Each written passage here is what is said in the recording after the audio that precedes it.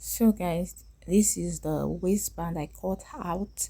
Is about 5 inch wide, as you can see. When placed on fold, is about 2.5 inch wide on fold. So I cut it out with the exact waist measurement of my trouser. So now I will go to my sewing machine. I'll place it on fold like this, and I'll go and sew it up. You can see how many inch uh, length it is. It is about 51 inch. I added an extra inch for sewing allowance. So that part for sewing allowance is about half inch. So I will go to my sewing machine and sew along this line with the half inch sewing allowance. So after sewing, this is what it looks like. I'm done sewing.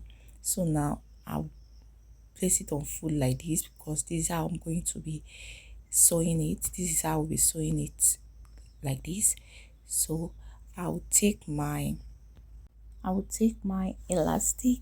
So this is the elastic I'm using. This elastic is about 1 inch long, is a yard. So I will cut out the exact waist measurement of my client's waist measurement, not the fabric. The client's waist measurement is 29. So this is the 29 I cut out on this um elastic. Now if you want, you can use exact 29, but I want mine to be very fitted, to be fitted on the client's waist. So I'm removing about 5 inch out of the client waist measurements. That's what I trim out now. And for you to know, my elastic is about 2 inch wide. This is not your regular elastic. This is a 2 inch wide elastic. So now I'll go to my sewing machine and sew like this. I place it on fold and sew over. And now this is it after sewing. You can see how stretchy it looks. Now I'll take the waistband. This is the band. As you can see, it's very wide because my waist measurement on the trouser is very wide. So now I'll place the elastic inside the waistband like this and cover up.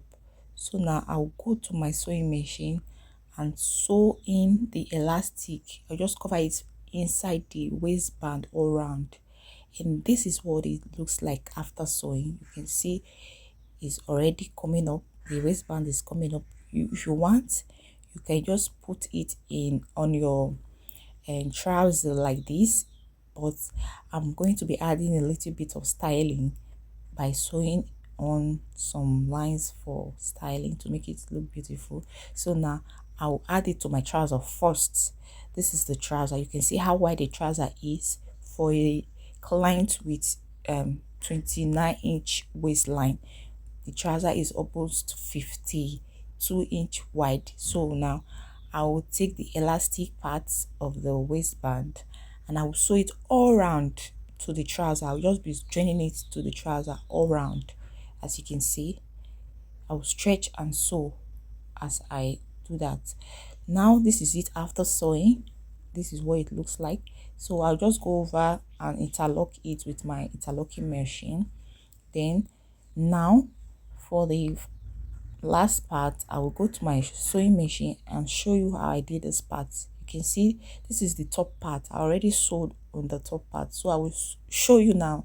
I did the top parts on the bottom part. As you can see, I will place my sewing machine on the fabric.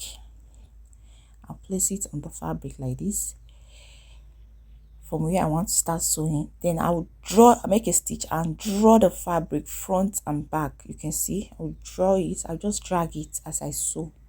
I'll drag it as I sew. Hope you can see what I'm doing. I'll drag the front and the back and sew. I'm sewing now with about ½ inch at the top. That's what I did. I'm still using the same ½ inch to sew the bottom part now on the waistband. The top is about ½ inch. I'll still use the same ½ inch to sew this part now, as you can see. So I will just sew it all the way around, all around the waistline. as you can see.